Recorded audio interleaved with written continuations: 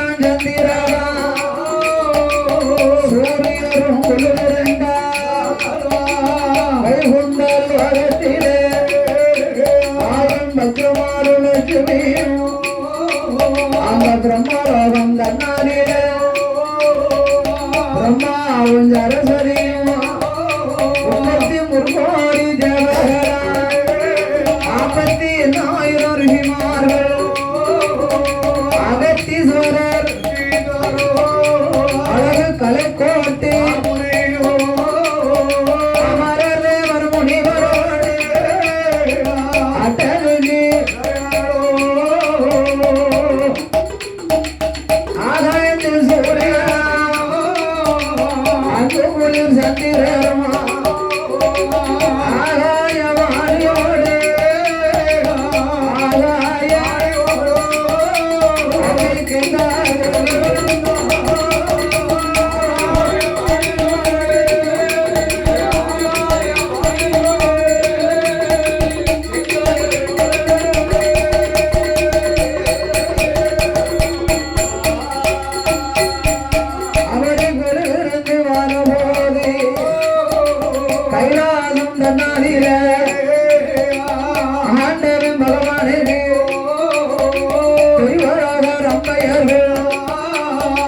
நடனங்கள் ஆடிடுவா ஊர்வசிக வருவாள் உல்லாசமா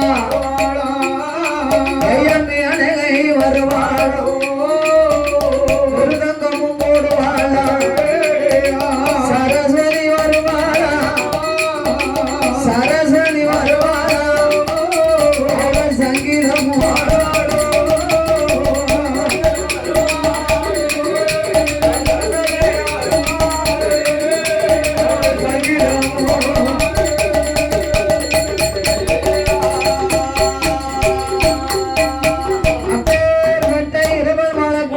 கைலாசத்திலே ஆண்டவனா ஆகிய சாட்சாதி சிவபெருமான் 74 உலகத்தை படைத்தார் 224 புவனங்களையும் ஆண்டவன் படைத்தார் 7 சப்தாசாரங்களாகிய கடல்களையும் படைத்தார் கல்லுக்குள் இருக்கும் தேரையும் கற்பைக்குள் வாழக்கூடிய சிசுவையும் முட்டைக்குள்ளே இருக்கும் குஞ்சியமும் இறைவன் படைத்தார்.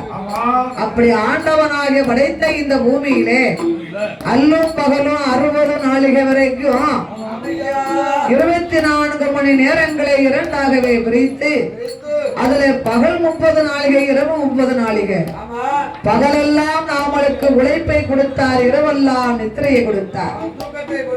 நாள் ஒன்று பொழுது இரண்டாகவே படைத்தார்.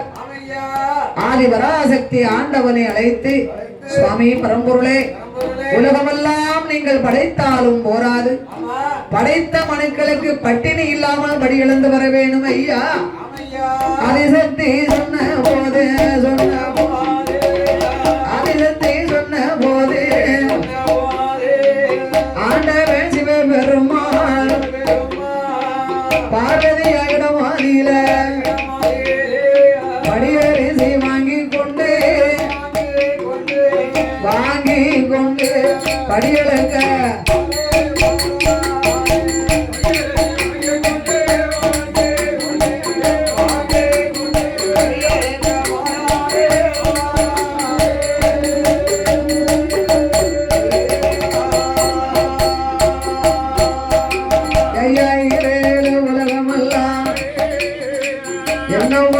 மக்களுக்கு இலையளக்க வேணும் என்று அந்த ஈசனான பகவானும் ஈஸ்வரிய இடமாதில நாளினை எடுத்து நாடு எங்கும் படியளந்தார் உரிய தினை எடுத்து உலகமெல்லாம் படியளந்தார் மறக்காதினை எடுத்து மாநிலமும் படியளந்தார் ஆளாக்கு தினை எடுத்து அகில உலகமெல்லாம் படியளந்த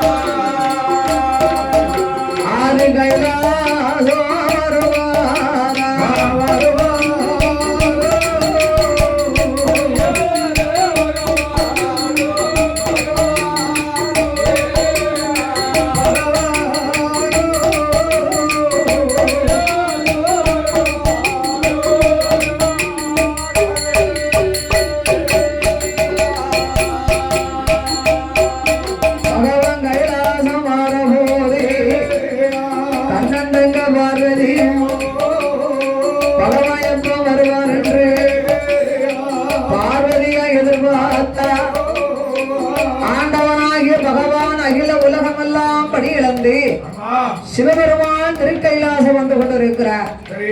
ஆதிபராசக்தி அம்பிகை பார்வதாதேவி எப்ப வருவார் என்று எதிர்பார்த்தா பகவான் வருகையை கண்டு தங்க தாம்பலத்திலே பாரிஜாத மலர்களை கொண்டு கெண்டியிலே ஜலம் எடுத்து சிவபெருமானுக்கு 12 விதமாக மலர்களை கொண்டு வந்து ஆண்டவன் பாதத்தில் மலர் தூவி சிவபெருமானுக்கு பாத பூஜை முடித்தார். ஒரு ஆணா பிறந்த ஆம்பளை வேலைக்கு போயிட்டு வந்தா பெண்ணா பிறந்தவங்க என்ன செய்யணும்?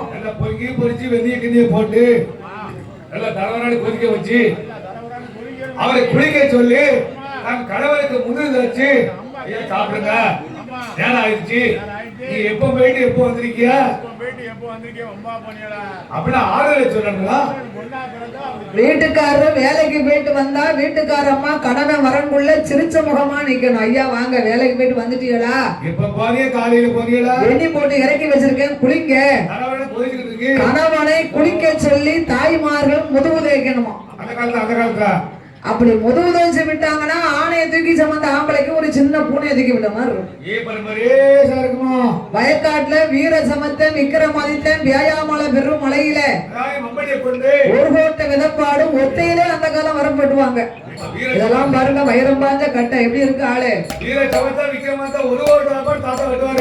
அப்படி மொங்கு மொங்கு மொங்கு மொங்கு மொங்குன்னு வரப்பு வெட்டிட்டு வீட்டுக்கு வந்தா சம்பளம் எவ்வளவுங்க? 1.25 ரூபா. ஓட்ட துட்டு வேற 4 ரூபா 1/2 ரூபான்னு இருக்கு. காலனா அரையனா உரையனான்னு சொல்லுவாங்க. ஓட்ட துட்டு வந்து அந்த காலத்துல ஓட்டத்துட்டு செல்லி இருக்கு வாங்கியிருக்காங்க. இப்ப அன்னைக்கு ஒரு ஊருக்கு பிறந்த இடுப்புல பொறுத்து போட்டிருக்காங்க பழைய துட்டுகளை. அந்த பழைய துட்டு ஓட்ட துட்டு போல அண்ணாக்கு கட்டி 3 முக்கிய கட்டி இருப்பாங்க. தாய்மார்கள் எல்லாம் அந்த கழுத்துல செயினுக்கு பதிலா அட்டியல் மாதிரி கிடைக்கும். பார்க்க ரொம்ப நல்லா இருக்கும். இப்ப அதெல்லாம் இல்லையே. அப்ப பொங்க பொங்க பொங்க பொங்கன்னு வரப்பு வெட்டினா தான் 1.25 ரூபாய் சம்பளம். வீர சமத்தை விக்கிற மாதிரி தனக்கு போட்ட மம்பட்டிய புடுங்க பிறங்கெல்லாம் வாயை கொண்டு அடிச்சு வட்டில கொண்டு மூடுதாங்க. வட்டில கொண்டு மூடுதாங்க. குத்தன உருவிக்கு குருணி உருவிதுக்க விளம்பல இந்த கீழே விழுந்தாலும் மீசையில மண்ணு ஒட்டாதுன்னு சொல்லுவாங்க தெரியுமா? முடியாட்டாலும் பேச்சுக்கு மட்டும் குறையில வந்துக்கோங்க. என்ன தைரியம் இருக்கு? என்னத்த சாக்கிய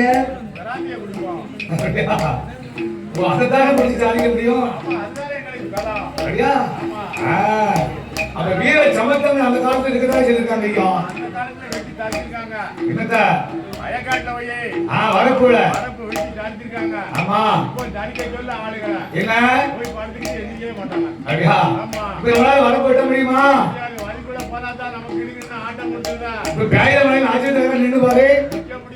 பல்லோட பல்ல கொடுமை கூட ஆடி தள்ளிடும்.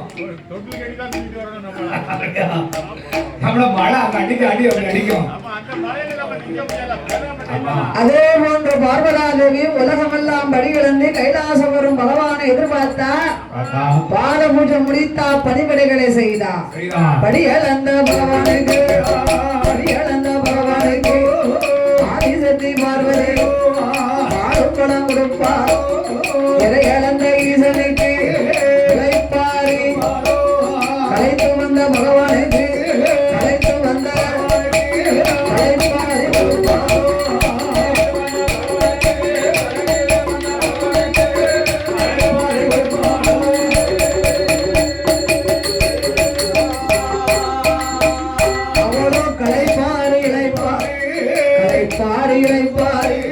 கையில இருக்கும் போது ஆதி வெள்ளை கையில யாவ நல்ல முனிவரெல்லாம் யாவ நல்ல சிவகாரி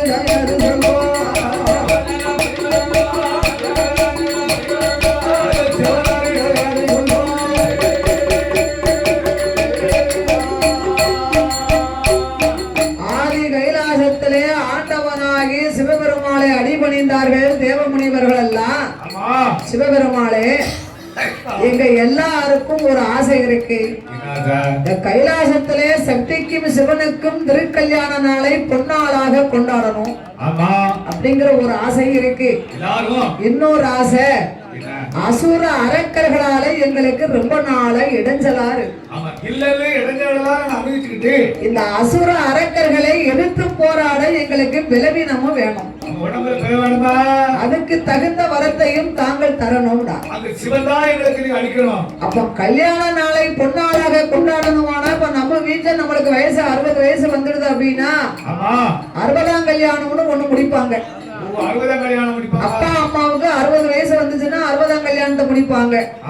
கல்யாணம் முடிஞ்சு 60 வருஷம் கழிஞ்சு 60ஆம் கல்யாணம் இல்ல, வயசு 60ஆ இருக்கணும். ஏன் இந்த 60ஆம் கல்யாணத்தை முடிக்காங்க சொல்லுங்க பாப்போம். எதுக்கு முடிக்காங்க மாமா?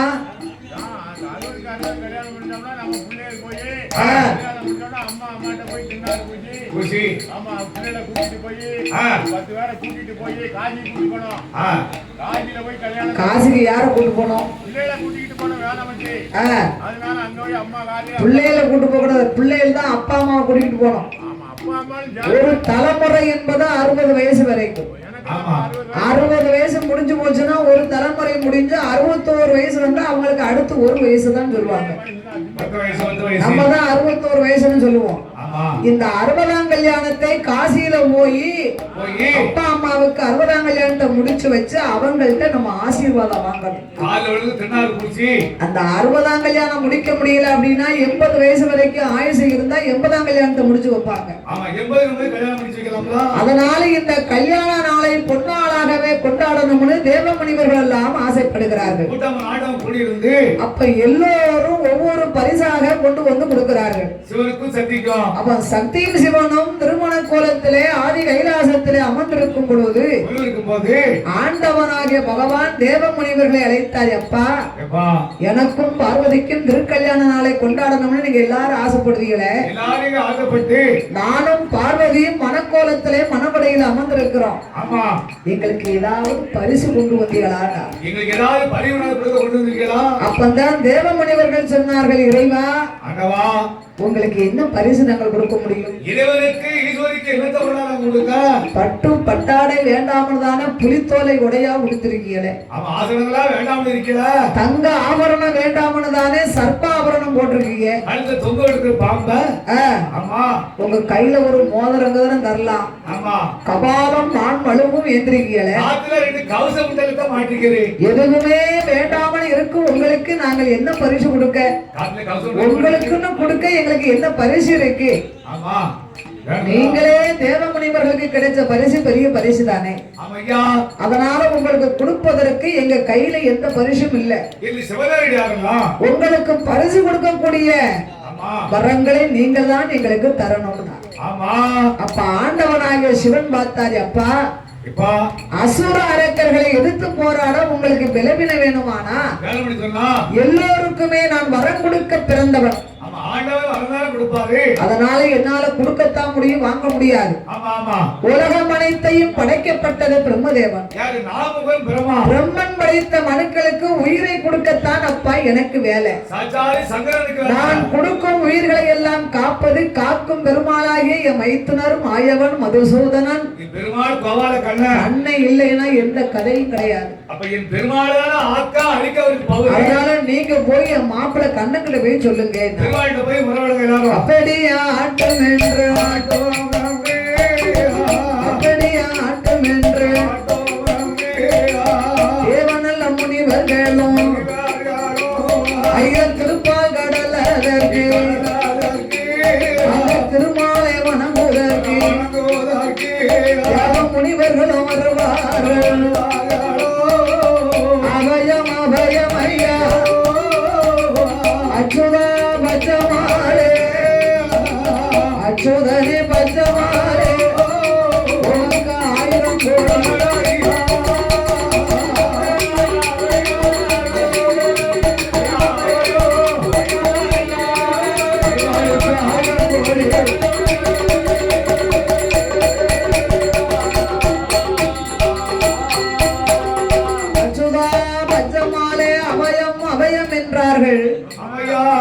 என் பெருமாள் அவனேத கண்ணன் தேவ முனிவர்களை பார்த்தார். வருக தேவ முனிவர்களே வருக. என்னை நாடி வந்த காரணம் என்ன? ஐயா மாயவா மதுசூதனா கேசவா கிருஷ்ண பகவானே திருப்பால் கடல்லே சயனம் செய்யும் திருமாலே எல்லோருடைய உயிரை நீங்க தான் காக்கணும்னா என்ன செய்யணும்? அசுர அரக்கர்கள் இன்னல் இடைஞ்சல் எங்களுக்கு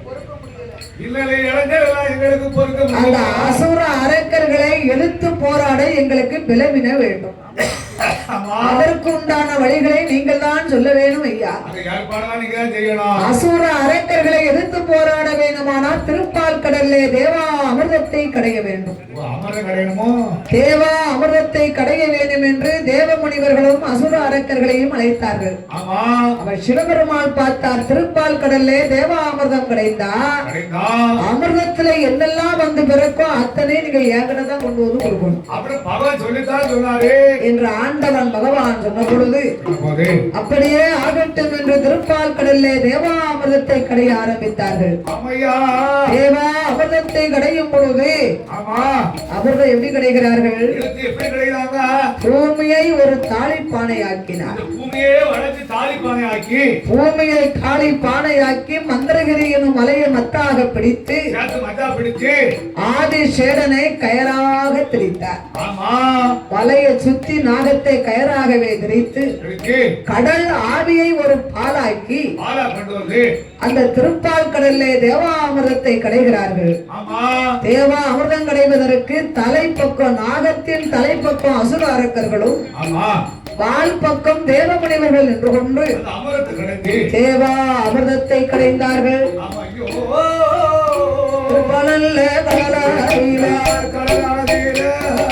தேவா அமிர்தம் கடையும் போது முதலாவது அமிர்தத்திலே பூமாதேவி தான் பிறந்தார்.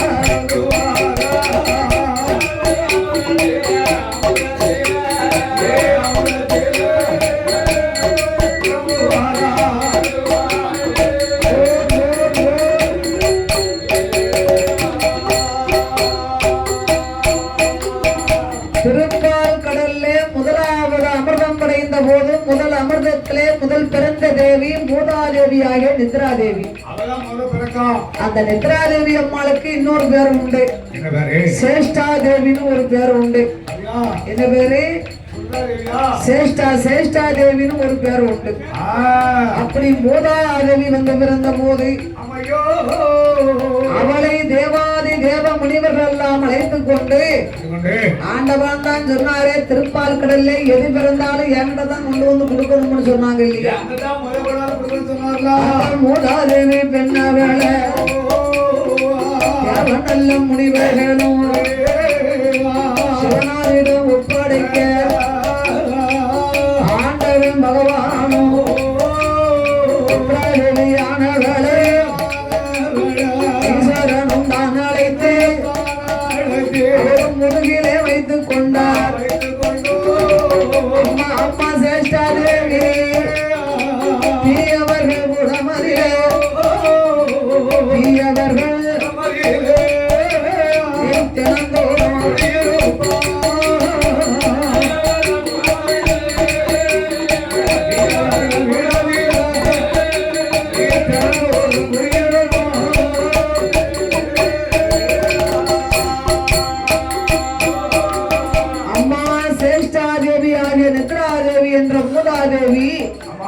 உனக்கு இருக்க இடம் எங்க தெரியுமா? இங்கடா தீயவர்கள் வீட்டில் தினந்தோறும் போய் நீ குடியிருக்கணும்னா. அதுல தீவிர வீடு தினந்தோறும் குடியிருக்க சொல்றா அப்படின்னா எல்லோரும் வாழணும்னு நம்ம ஆசைப்படணும். நம்ம நினைக்கிறோங்களா? நம்ம என்ன நினைப்போம்? சில பேர்கள் எல்லாரும் வாழணும், நம்மளும் வாழணும் நினைக்கிறோம். எந்த ஒரு வாழ்க்கையா இருந்தாலும் போட்டி இருக்கணும், பொறாமை இருக்கக்கூடாது. ஆமா, அவங்க இப்படி வாழ்ந்தாங்களா அதுல இருந்து 2 மடங்கு நம்மளும் வாழணும் அப்படிங்கிற போட்டி இருக்கணும். ஆமா, அவன் இப்படி எல்லாம் வாழலாம் வாழலாம் அப்படின்னு பொறாமைப்பட்டவனு வைங்க. ஆமா, அடுத்த வீட்டுல லைட் எரிய நம்ம அடி வயிற்றுல தீ எரியும் பதுவாங்க. அப்படி இருந்தா என்ன ஆகும்? மொத்தமா பீஸ் போகும். ஒரு வீட்டுல காலையில 4:30 மணிக்கு எந்திரிச்சு தொழிச்சு தூத்து கோலம் போட்டு பிரம்ம முகூர்த்தம் என்று அழைக்கப்பட்ட 4:30 மணிக்கு பெண்ணா பிறந்தவங்க திருவிளக்கு ஏத்தி தீபம் போட்டு தெய்வத்தை வணங்கி வந்தா அந்த வீட்டுல லட்சுமி போகும். இப்ப தூக்கமே 4:30 மணிக்கு தானே வருது. விடிய விடிய விடிய செல்போனை பார்த்துக்கிட்டு இருக்கோம். விடிஞ்சதுக்கு அப்புறம் தான் காக்கா கூண்டதுக்கு பிறகு அப்புறம் தான் கண்ணுக்கே தூக்கம் வருது. விடிய காலம் 9 மணிக்கு எந்திக்கும். எல்லாரும் காடு கரைக்கு வேலைக்கு போயிருவாங்க. இன்னும் தூத்தானா தொழிச்சாங்க. அதே மாதிரி சாயங்காலமும் 4:05 மணிக்குள்ள வாசல தொலைச்சு கோலம் போட்டு 5:30 இருந்து 6:30 மணிக்குள்ள திருவிளக்கு ஏறி தீபம் போட்டாதான் அந்த வீட்டுக்கு லட்சுமி வருவாங்க. அதோட தாய்மார்கள் எந்த நேரமும் சிரிச்ச முகத்தோட இருக்கணும். இஞ்சிய தின்னது மாதிரி இருந்தா என்ன ஆகும்? செல்வாக்கு தங்குமா? அப்படி உள்ளவர்கள் வீட்டுல போய் குடியிருக்கணும்னு ஆண்டவர் வரமளித்தார். சரி, மறுபடியும் அமிர்தம் அடைவோம் என்று திருப்பால் கடலுக்கு வருகிறார்கள். 2வது அமிர்தத்தை கடைந்தார். 2வது அமிர்தத்தில சீதேவி லட்சுமியா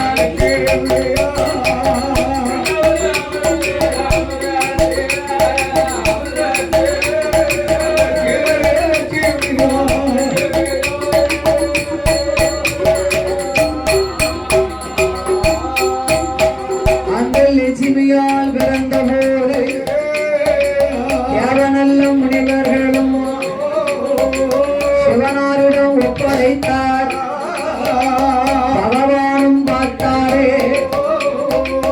சேரேவியாகிய லட்சுமி தேவி அம்சத்திலே நிறைந்தவளா இருக்கிறார். ஒரு பெரிய லட்சுமி, அஷ்டலட்சுமி, 8 பேர்களுக்கு மூத்தவ மகாலட்சுமி. இவளை ஆண்டவன் அழைத்தார். அம்மானின் நல்லோர்கள் வீட்டிலே நாள்தோறும் போய் குடியிருக்க வேண்டும் என்று அந்த லட்சுமியானவளை கிருஷ்ண பகவானுக்கு கட்டி வைத்தார்கள். மகாலட்சுமியானவளை மகா விஷ்ணுக்கு கட்டி கொடுத்தார்கள். திருப்பால் கடல்ல 3வது அமிர்தம் கிடைந்து வருகிறார்கள். ஐயா, 3வது அமிர்தத்தில் நந்தி வந்து பிறந்திடுமா? நந்தி வந்து பிறந்த போது பகவான் வாகனமா வைத்துக் கொண்டார்.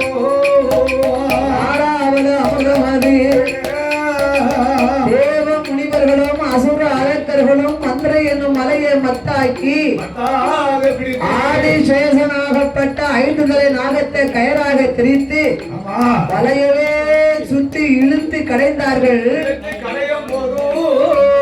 அசுர அரக்கர்கள் தலைப்பக்கம், தேவ முனிவர்கள் வாழ் பக்கம் நின்று கொண்டு தேவா அமிர்தத்தை இழுத்து கடந்தாங்க பாருங்க. நாகத்துக்கு வேதனை தாங்காம வாய்க்குள்ள இருக்கும் நஞ்சை அமிர்தத்துக்குள்ளே கக்கி விட்டது. அமிர்தமாகவே நஞ்சா இருந்தாலும் அதுவும் அமிர்தத்துலதான் பிறந்திருக்கு. வந்துக்கோங்க, அதுக்குத்தான் அளவுக்கு மீறிட்டா அமிர்தம் கூட நஞ்சாயிரும்னு அதுக்கு தான் சொல்லியிருக்காங்க. அளவுக்கு மீறினா என்னது? அதுக்கு அர்த்தம் என்ன? தேவ முனிவர்கள் அசுர அரக்கர்கள் நாகத்தை வேகமாக இழுத்து கடைந்தார்கள். அளவுக்கு மீறி இழுத்து கடைஞ்சாங்க பாருங்க. நாகத்துக்கு வேதனை தாங்காம வாய்க்குள்ள இருக்கும் நஞ்சை அமிர்தத்துக்குள்ள கக்கி விட்டார். இந்த அமிர்தமானது பொங்கி திருப்பால் கடல் எல்லாம் நீல நிறமாக மாறிவிட்டது. ஆலாகால விஷம். அப்பப்பா. அது மட்டுமல்ல திருமால் மேனியும் நீளமாக மாறிவிட்டதா. யாரு? பெருமாளுடைய மேனியடா? அதனாலதான் இன்னைக்கு கண்ணனுக்கு மேலெல்லாம் நீல கலர்ல இருக்கு பார்த்துக்கோங்க. ஆமா, பெருமாள் நீலகண்டனை அவதாரம் பண்ணியிருக்காரு. இந்த நஞ்சை ஒரு பொற்கிணத்தில் எடுத்து வைத்து பகவான் தான் சொல்லியிருக்காரு, எது பிறந்தாலும் நீங்க என்கிட்ட தான் கொடுக்கணும்னு சொல்லியிருக்காரு இல்லையா. ஆமா. இந்த நஞ்சை ஒரு பொற்கிணத்தில் எடுத்து வைத்து பகவான் கையிலே கொண்டு வந்து கொடுத்தார். சரி. சிவபெருமாள் நஞ்சை பார்த்தார். ஐயோ, ஐயோ. தேவமுனிவர்கள் அசுர அரக்கர்களை எதிர்த்து போராட விலகின வேணும்னு கேட்டாங்க. திருப்பால் கடல்ல தேவாமிர்தம் கடையை சொன்னோம். சொன்னோம். இப்ப நஞ்சுதான் வந்து பிறந்திருக்கு. ஐயா, நஞ்சு வந்து பிறந்திருக்கு. இந்த நஞ்சை நாம் விட்டோமானா நாடெல்லாம் அழிந்து போகும் என்று எண்ணி நாடெல்லாம் அழிஞ்சு போகாது. ஆண்டவனாகிய சிவபெருமான் தன்னுடைய உள்ளங்கையை கொண்டு அந்த விஷத்தை நஞ்சை அப்படியே உருட்டி திரட்டினார். இப்படி சேர்த்து உருட்டி வலிச்சு இந்த தயிர் கடையும் போது வெண்ணெய் திரண்டு மேல வரும். வேலைக்கு மறுபடியும் அந்த வெண்ணெய் அப்படி சேர்த்து உருட்டி திரண்டுட்டு வரும். அது இப்படி சேர்த்து வலிச்சு அந்த வெண்ணெயை வளைச்சு வளைச்சு ஒரு கிண்ணத்துல வச்சிருவாங்க. சாப்பிட்டுக்கலாம். அடியில இருப்பது அமிர்தம், அதான் இருக்கு. மேலே இருப்பது ஆலாகால விஷம். விஷம் வேலைக்கு வருதா? அதனால இதை பக்தர்களுக்கு நாம் கொடுத்தோமானா பக்தர்கள் அழிந்து போவார்கள் என்று எண்ணி ஆமா. ஆண்டவனாகிய பகவான் ஆலாகால விஷத்தை உள்ளங்கையால் உருட்டி திரட்டி உருட்டி திரட்டி சிவபெருமான் தன்னுடைய தொண்டையிலே போட்டு போனார். ஆடு போட்டுக்கிட்டாரா? ஆண்டவன் தொண்டையில் போட்ட உடனே ஆதிபராசக்தி பார்த்தா, தன்னுடைய கணவனுக்கு ஆபத்துனா தன் மனைவி மனசு பொறுக்குமா? விஷத்தெல்லாம் சாப்பிடுவார் பகவான். சுவாமி ஆலாகால விஷத்தை அல்லவா முழுங்கி விட்டார் என்று ஓடோடி வந்து ஓடோடி வந்து பகவானுடைய சங்கை இறுக்கி பிடிச்சார்.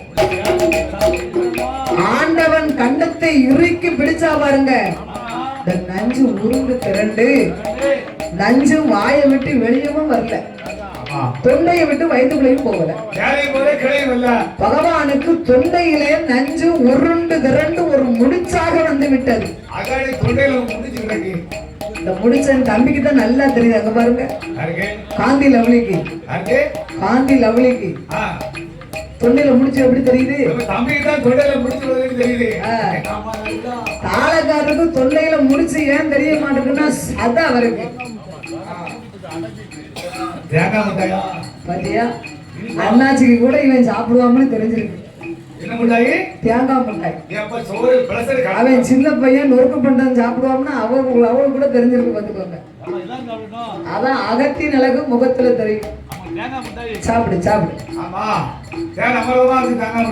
அப்படி தொண்டையிலே நஞ்சு உருண்டு திரண்டு முடிச்சாக விழுந்ததுனால இன்னைக்கு ஆண்களுக்கெல்லாம் தொண்டையில முடிச்சிருக்கு. அதனாலதான் ஆணா பிறந்த ஆம்பளை எவ்வளவுதான் நீங்க அவயம் போட்டாலும் வெளியில வராது.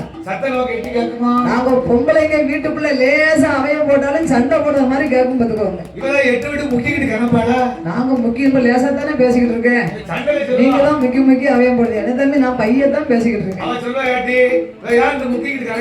அப்ப பக்கத்து வீட்டுல சொல்லுவா, மச்சான் சத்தம் கேட்கவே மாட்டேங்குது. அதான் அந்த மனுஷங்க இப்படி சண்டை போடுறது. அவரு உருக்கு அருவாமனையா பேசுறது தெரியாது. ஆனா வெளியில பொங்கலுக்கு தான் பேரு கெட்ட பேரு இந்த அவயமா போடுவா, எப்ப பார்த்தாலும் சண்டை போடுறாளே.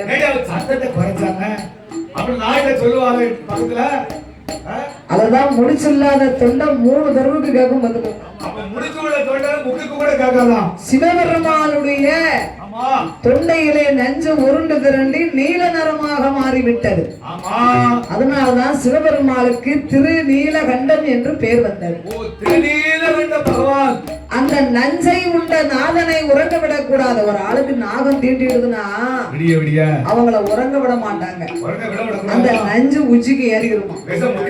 சிவனுக்காக சிவசக்தியானவள் முடித்தால் அதுதான் சிவன் ராத்திரி. சிவன் ராத்திரி அன்னைக்கு 3 நாளைக்கு உறங்க மாட்டாங்க. அந்த காலத்துல 3 நாளைக்கு சோறு வாங்கி சாப்பிட மாட்டாங்க. இட்லி கூட சாப்பிட மாட்டாங்க. எது கழிக்கும்? தோசையா தான் சாப்பிடுவாங்க. பெரிய குத்து போனி நிறைய ஆட்டு உரல்ல போட்டு மாவு அரைச்சு வைப்பாங்க. இப்ப அதெல்லாம் நின்று போச்சு. சிவராத்திரி அன்னைக்கு தான் மத்தியானம் சோத்த பொங்கி சாப்பிட்டு 6 மணிக்கே தூக்கம் வந்துருது. அன்னைக்கு தான் தூக்கம் வருது. அந்த காலம் அதனால சாப்பிட்டு தூக்கம் வருதுன்னு அப்படி சிவனுக்காக சக்தி முடித்தால் சிவன் ராத்திரி திருப்பால் கடல்ல மறுபடியும் அமிர்தம் கிடைய ஆரம்பித்தார்கள். அமிர்தமாறு எங்கும் கிடையும் ஐந்தாவது அமிர்தத்திலே ஐந்தாவது பஞ்சாச்சாரம்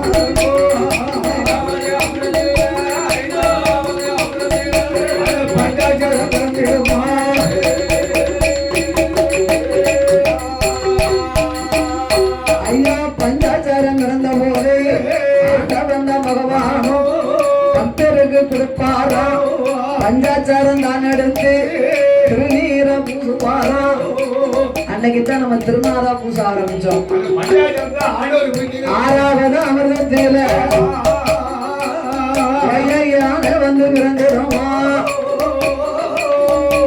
யானை வந்து பிறந்த போது ஆண்டவன் தான் பகவான் ஆனைத்தோல் தான் உரித்து ஆனைத்தோல் போர்வையாக போட்டினாங்க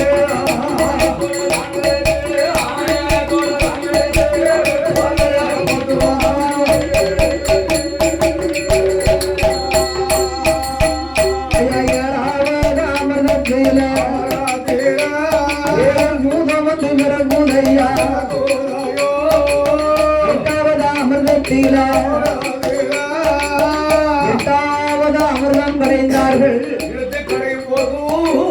அந்த எட்டாவது அமிர்தத்திலே கபாலம் மான்மளவும் பட்டு பீதாம்பரம் பட்டாடை பவள மாலைகள் உலகத்தில் உள்ள அனைத்து மிருகங்களும் அந்த காலம் அமிர்தத்துல தான் வந்து பிறந்திருக்கு அப்படி அமிர்தத்திலே பிறந்த போது பட்டாடையும் பவள மாலைகளும் கபாலம் மான் மடுவையும் தேவாதி தேவ முனிவர்கள் எல்லாம் சிவபெருமான் திருக்கைலாசத்திலே கல்யாணம் நடக்கும் போது எனக்கு என்ன கொண்டு வருவீன்னு கேட்டாங்க இல்லையா இதை கொண்டு போய் பகவானுக்கு பரிசாக கொடுக்கணும்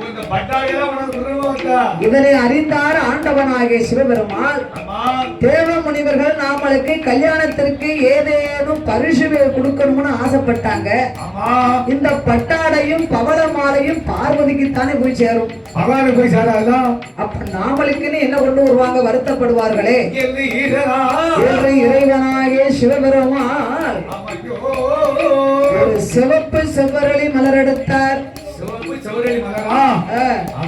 அதை திருப்பால் கடல்லே போடுகின்றார் திருப்பால் கடல்ல போடும் வேளையில அந்த திருப்பால் நல்ல கடலாடிலே உணரல் மாலையனே மாலையனே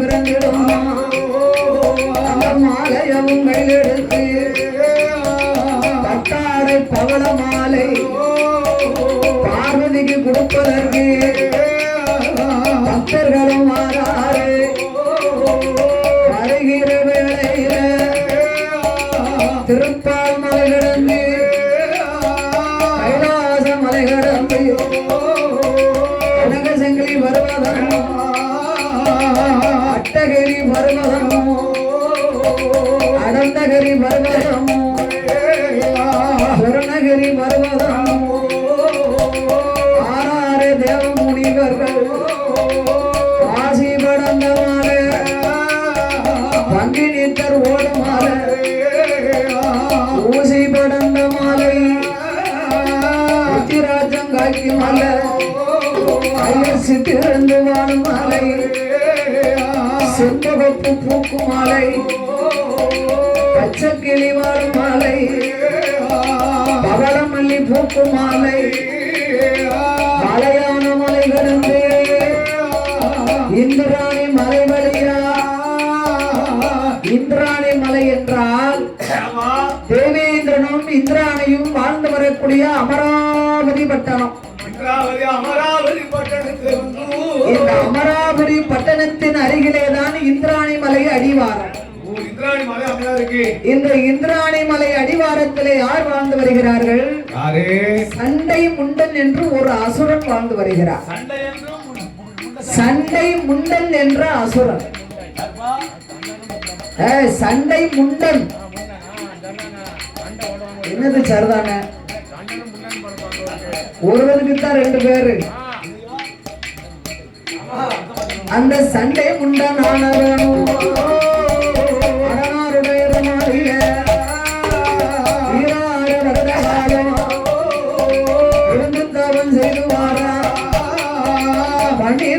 வருட காலம் பகவான தானே நேற்று யாரத்தவன் செய்துவாரா உன்னலைய உடங்கலைய உடையவன மரங்களைய சண்டை முண்டன் ஆனவனும் சண்டை முண்டன் என்பவரும் அண்ணன் தன்னை அருந்தாமல் அரணாரை மறக்காமல் ஈராறு வருட காலம் சண்டை முண்டன் என்பவனும் சண்டை முண்டன் அவை இருந்து வந்து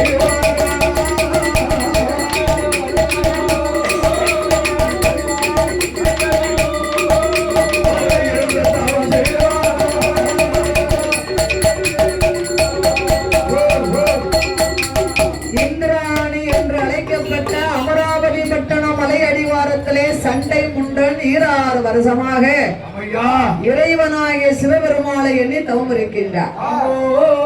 உண்ணாமல் உறங்காமல் உடையவனை மறக்காமல் தவம் இருந்து வருகிறான். இதற்காக தவம் இருக்கிறான். மண்ணுலகில் மரணம் இல்லாத வரத்தை வாங்கணும். இவ்வளவுதான். எங்க மாமா வந்து நான் பெரிய அதிவீர சூரன், நான் ஒத்தியில சுடுகாடு கூட போயிட்டு வந்துருவாங்க. அது வேட்டைக்குதா, இவர் ஒத்தியிலேயே போய் பார்த்துட்டு வந்துருவோம் பாரு. எதுக்க ஒரு ஆவி வந்ததுன்னு வைங்க, சாமன் அடிச்சாமத்திலே சளி சாமன் ஏறும், ஒரு இலையை அசைஞ்சா பியாயோன்னு பயந்துருவாங்க. மரணம்னு சொன்னா எல்லாருக்கும் கொஞ்சம் மனப்பயம் இருக்கத்தானே செய்யும். இந்த சாமியே கும்பிட மாட்டேன்பாங்க. சாமி சாமியா தாத்தாவா நம்ம வச்சதானே சாமி. சாமியை கண்டு தாத்தாவை கண்டுதாரு. எனக்கு சொத்தால குறையா, சுகத்தால குறையா, மண்ணு மனையால குறையா, ஆரோக்கியத்தால குறையா, எதுக்கு நான் சாமியை கும்பிடணும்? ஒரு சின்ன கல்லு தட்டிடுதுன்னா அது ஆறலன்னு வைங்க, 100 கோயிலுக்கு நேர்ந்து கொடுவோம். என் கால்ல புண்ணு ஆறிடட்டும், நான் அந்த கோயிலுக்கு அதை செய்தேன், இந்த கோயிலுக்கு இதை செஞ்சிருவேன் அப்படின்னு நம்ம நேர்ந்து கொள்வோம். அப்ப இதெல்லாம் எதுக்கு? தெய்வத்தின் அனுக்கிரகம். நம்மளுக்கு ஒரு தப்புன்னு ஒண்ணு வந்தா தானே சாமியை கும்பிடுதோம். கஷ்டம் இல்லாத போது சாமியை கும்பிட மனசு வருமா? வராது வராது. எங்க மாமா கஷ்டம்னு வந்ததுக்கு அப்புறம் தான் திருச்செந்தூர்ல இருந்து திருவண்ணாமலை திருப்பதி வரைக்கும் போயிட்டு வந்திருக்கோம். இப்ப கஷ்டமெல்லாம் கழிஞ்சு போச்சு. இப்ப அவர் எந்த கோயிலுக்கு போகணும்னு ஆசைப்படுறவளா? ஒரு கொடைக்கு கூட லீவ் போட மாட்டேங்காவோ. குடத்துக்காரரும் லீவ் போட்டிருந்தாரு, முடுக்குக்காரரும் லீவ் எடுத்துட்டாரு, இந்த வருஷத்துல கட்டக்காரரும் லீவ் எடுத்துட்டாரு, சாயண்டுக்காரரும் லீவ் எடுத்துட்டாரு. இதுல நான் மட்டும்தான் லீவ் எடுக்கல. ஏன்? என்னையுமே எங்க அம்மா 10 மாசம் தானே சம்மந்து பெற்றிருக்கா. ஓஹோ, உங்களுக்கு அந்த தைரியம் அப்படியா? அப்ப நீங்க எல்லாரும் சாமிகிட்ட என்ன வேண்டணும்? எங்க அண்ணாவி நோய் நொடி இல்லாம இருந்தா தான் நாங்க எல்லாரும் பின்னால துட்டு வாங்கிட்டு போக முடியும்.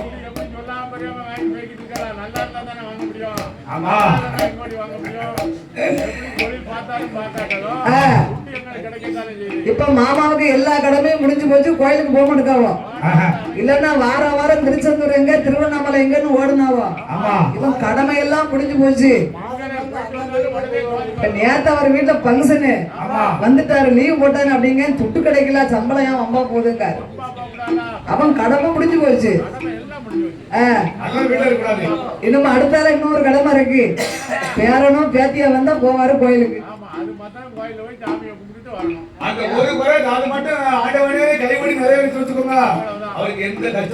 அப்ப அதே போன்று இந்திராணி மலை அடிவாரத்திலே சண்டை முண்டன் என்பவன்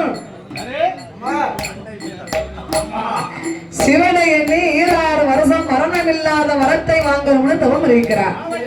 அவன் தவத்தை கண்ட ஆண்டவன் வரமளித்தார். அப்பா, உனக்கு என்ன வர வேணும்? மண்ணுலகில் மரணம் இல்லாத ஒரு வரம் எனக்கு வேணும்னா. அப்ப ஆண்டவன் பார்த்தார், அப்பா பிறப்புன்னு ஒரு நாள் இருந்தா இறப்புன்னு ஒரு நாள் நிச்சயம் உண்டு. ஜனனம் ஒரு நாள், மரணம் ஒரு நாள். இதை தவிர வேற எந்த வரமும் கேளு தாரேனா. அப்ப சண்டை முண்டன் என்ன கேட்கிறான், எனக்கு அழிவுன்னு ஒண்ணு வரணுமானா ஆண்களால் எனக்கு அழிவு இருக்கக்கூடாது, ஆயுதங்களாலையும் அழிவு இருக்கக்கூடாது. ஏன்னா ஆம்பளைக்கு ஆம்பளை சண்டை போட்டு நம்ம சோலை முடிஞ்சாலும் முடிஞ்சிடும், ஆயுதங்களை கொண்டு நம்மளை அடித்தாலும் நம்ம உயிருக்கு ஆபத்து வந்துடும். அதனால ஆண்களால் அழிவு வேண்டாம், ஆயுதங்களாலையும் எனக்கு அழிவு வேண்டாம், மரம் செடி கொடிகளாலையும் எனக்கு அழிவு வேண்டாம். இத்தனையும் கேட்டானே, பெண்ணாலையும் எனக்கு அழிவு வேண்டாம்னு கேட்டானா, பொம்பளை தானே லேசா நினைச்சிட்டான்.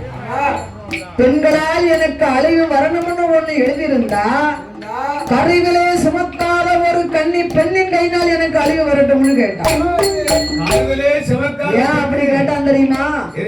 எந்த ஒரு குழந்தையா இருந்தாலும் தாயின் வயிற்றிலே கருவில் சலித்து 10 மாதம் சென்றுதான் ஒரு குழந்தை பிறக்கும். கருவில் சுமக்காத ஒரு குழந்தை இந்த உலகத்துல இருக்கா அப்படிங்கிற எண்ணத்தோடு கருவில் சுமக்காத ஒரு பெண்ணின் கையினால என் உயிர் போட்டுமேன்னு இவன் கேட்டான். பகவான் தந்தேன்னா இந்த அழியா வரங்களை பெற்றோம் என்னைக்கு கருவில் சனிக்காம ஒரு குழந்தை பிறக்க நம்மள என்னைக்கு கொல்ல போகுது அப்படிங்கிற ஆணவம் இவனுக்கு வந்து விட்டது. யாருக்கு? இந்திராணி மலை அடிவாரத்திலே தவம் இருந்த சண்டை முண்டனுக்கு அழிவில்லா வரங்களை பெற்றோங்கிற ஆணவத்தோடு அன்று முதல் ஆண்டவனையே மறந்துட்டான்.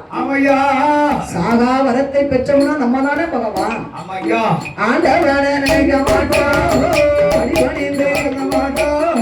பகவானை நினைக்க மாட்டோம், பஞ்சாச்சாரம் சிவனாரே சிவனாரே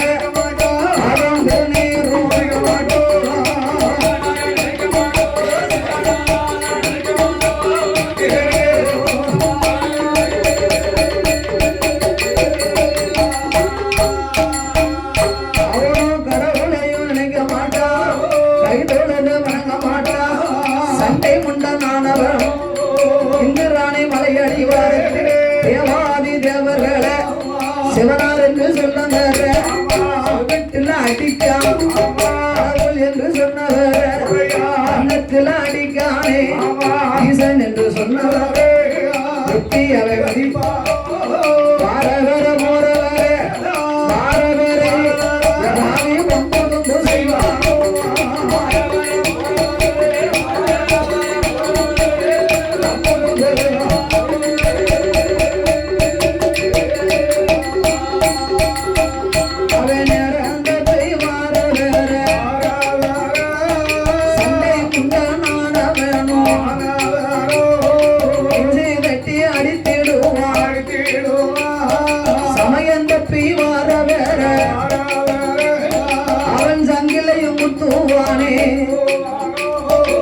முனிவர்கள் அவரவளை வந்து பணிய சொல்வார், அது கொடுத்த சுமக்க சொல்லி சண்டையில கொட்டுவானே. சண்டை முண்டன் ஆனவனும் அட்டகாசம் செய்யும் போது தேவாதி தேவ முனிவர்கள் எல்லாம் திருப்பால் கடல் அமிர்தத்திலே பிறந்த பட்டாடையும் பவளமாலையும் பொன்னேரி மாலையும் எடுத்துக்கொண்டு பகவானுக்கு கொடுப்பதற்காக இந்த இந்திராணி மலை அடிவாரத்திலே அமராவதி பட்டணம் வழியாக வந்து கொண்டிருக்கிறார். இதனை கண்டான் வரக்கூடியவங்க எப்படி வராங்க? எல்லோரும் சிவகோஷம் போட்டு வருகிறார்கள். சிவகோஷம்னா என்ன? அரகரா சிவசிவா சம்போ மகாதேவா, அரகரா சிவசிவா சம்போ மகாதேவா. தென்னாட்டினுடைய சிவனே போற்றி, எந்நாட்டவருக்கு இறைவா போற்றி என்று 30 கோடி தேவ முனிவர்களும் பகவான் பார்வதி திருக்கல்யாணத்திற்கு பட்டாடையும் பவளமாலையும் பொன்னரி மாலையும் எடுத்துக்கொண்டு வருகிறார்கள். சிவகோஷத்தை காதலில் கேட்டான் சண்டை முண்டன் என்ற அசுர அரக்கன். சண்டை முண்டன் என்ற அசுர அரக்கன் அழியா வரங்களை பெற்ற நாமல் தானே பகவான், நாமல் தானே கடவுள். தேவ முனிவர்கள் சிவகோஷம் போட்டு வருகிறார்கள் என்று இன்னல் இடுக்கங்களை செய்து வருகின்றான். பட்டா பட்டாட பவள மாலையை புடுங்கினான். பொன்னேறி மாலையை புடுங்கி அவன் கழுத்திலே ஓடுகின்றான். தேவமணிவர்களை எல்லாம் அட்டகாசம் செய்கிறார். 33 கோடி தேவமணிவர்களும் சிவபெருமானுக்கு பரிசாக நாம் எடுத்து செல்கிறோமே. பகவான் பார்வதி திருக்கல்யாணத்திற்கு பட்டாடையும் பவள மாலையும் சிவபெருமானுக்கு பொன்னேறி மாலையும் எடுத்துக்கொண்டு போகும் நாமளை இவன் இன்னும் எடுக்கம் செய்கிறானே. இவன் அழிந்தால்தான் நாமளுக்கு நிம்மதி என்று தேவமணிவர்கள் சிவகைலாச வருகின்றார்கள். பரமேஸ்வரா பரமேஸ்வரா தேவாதி தேவ முனிவர்களும் தெய்வீந்திரனும் வந்து அழுது முறையிட்டார்கள்.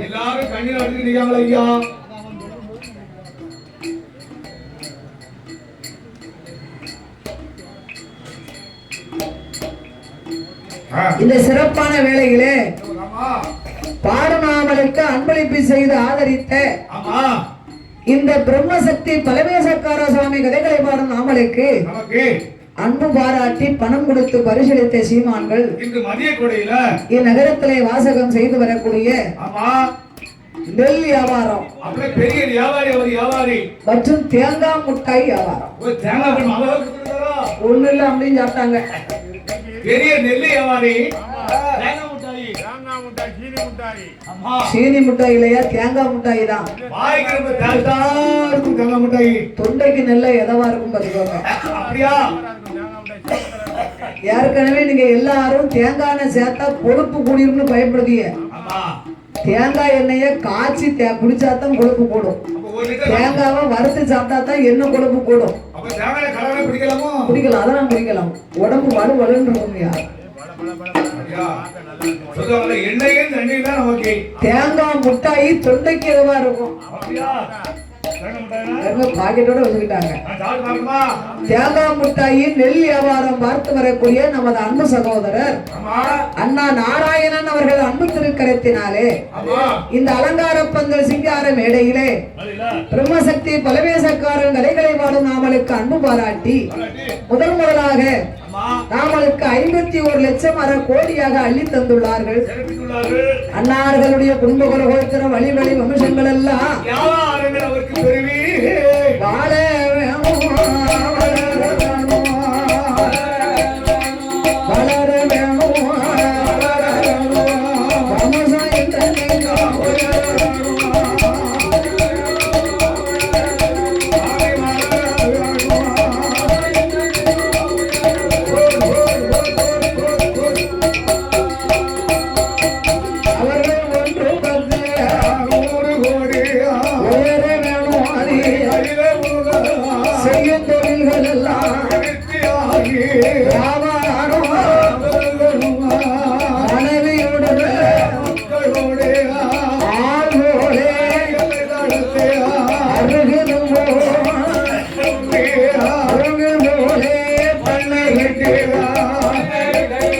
பண்ணை கட்டி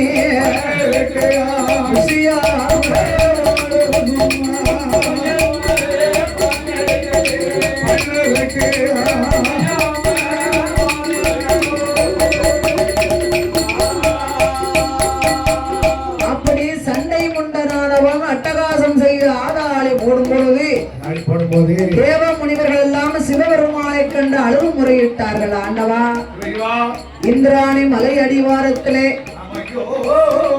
சாகாவரங்களை கொடுத்த சண்டை முண்டனானவன் பட்டாடையும் பவள மாலையும் பொன்னேறி மாலையும் எடுத்துக்கொண்டு வரும் எங்களை இன்னல் இடுக்கம் செய்து வருகிறான். உங்களுக்கென்று கொண்டு வந்த பொருட்களை எல்லாம் அவனெடுத்து அவதரித்துக் கொண்டான். ஐயா, ஆண்டவனே பகவானே பகவானே, சண்டை முண்டன் அட்டகாசம் சங்கரரே பொருட்களையா பகவான் என்று சொன்னம்மானா உங்களை பல்லில் அடிக்கான சிவனார் என்று சொன்னம்மானா அந்த சண்டை முண்டன் சிவத்தில் அடிப்பானே.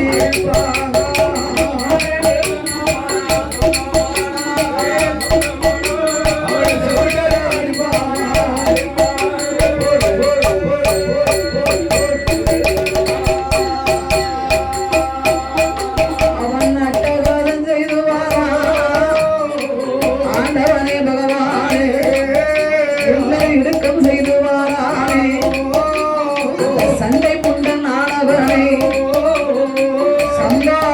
முடிக்கணும்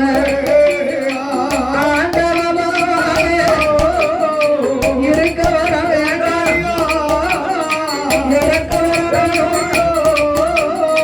வாழ வர வேண்டாம் வாழ வர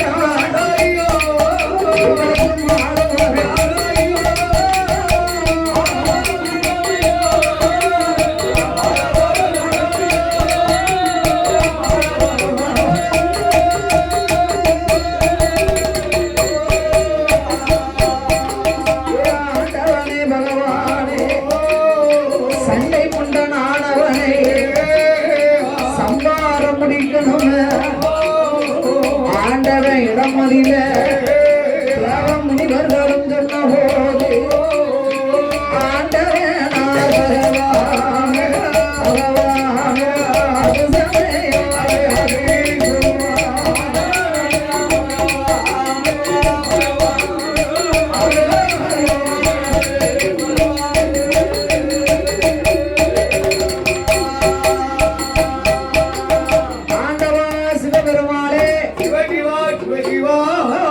சண்டை முண்டனை சங்காரம் செய்தாலே நாம் நிம்மதியாக வாழ்வோம் ஐயா.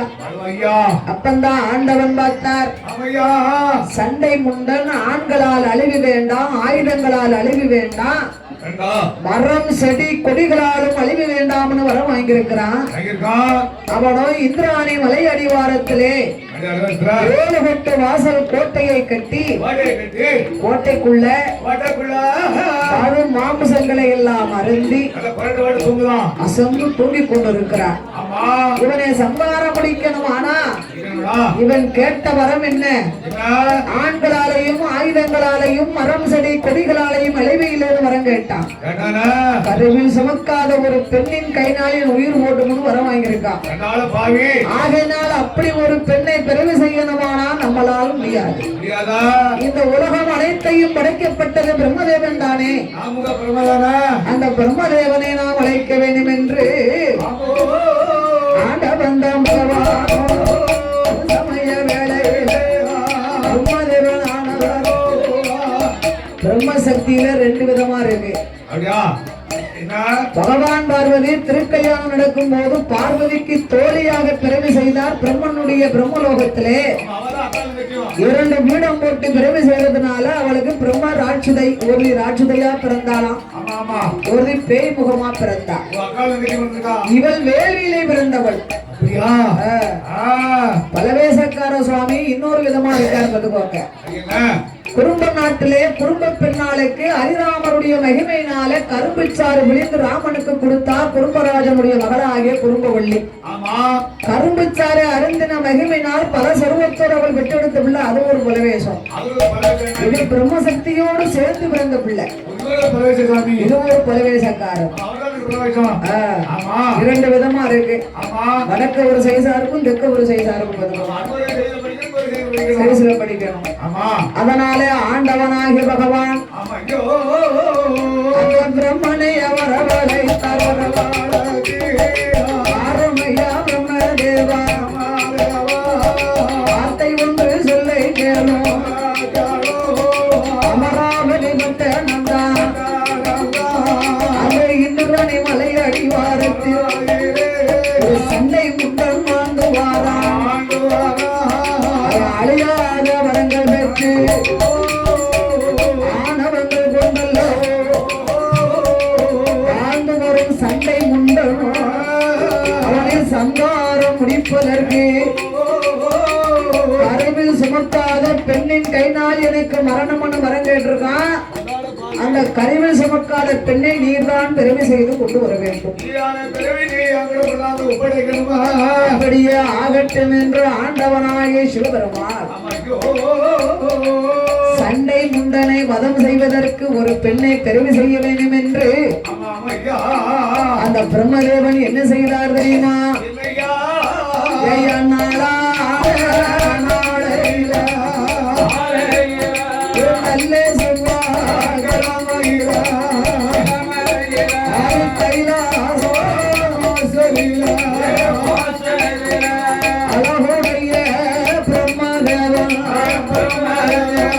சாந்து கொண்டு தலைமொழி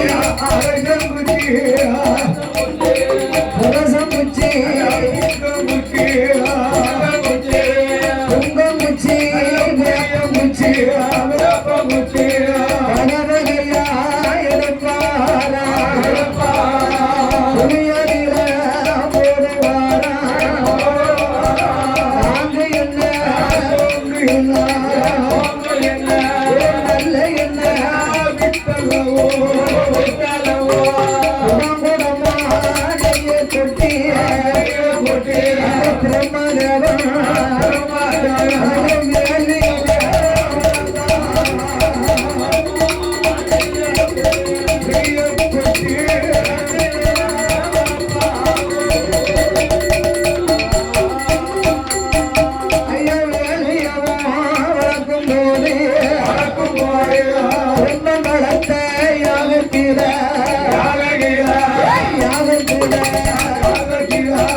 சக்தி வந்த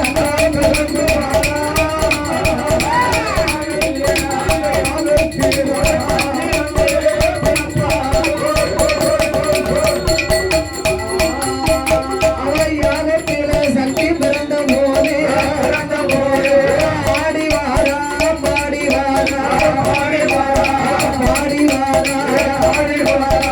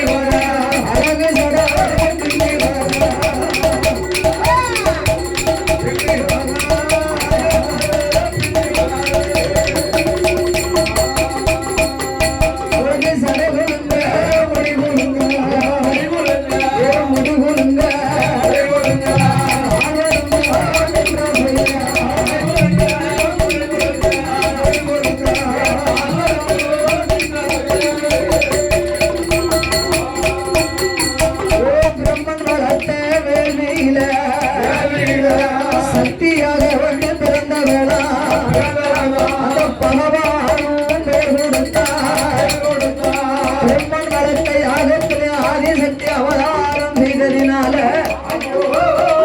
அவருக்கு பிரம்மசக்தி பிரம்மசக்தி பிரம்மசக்தி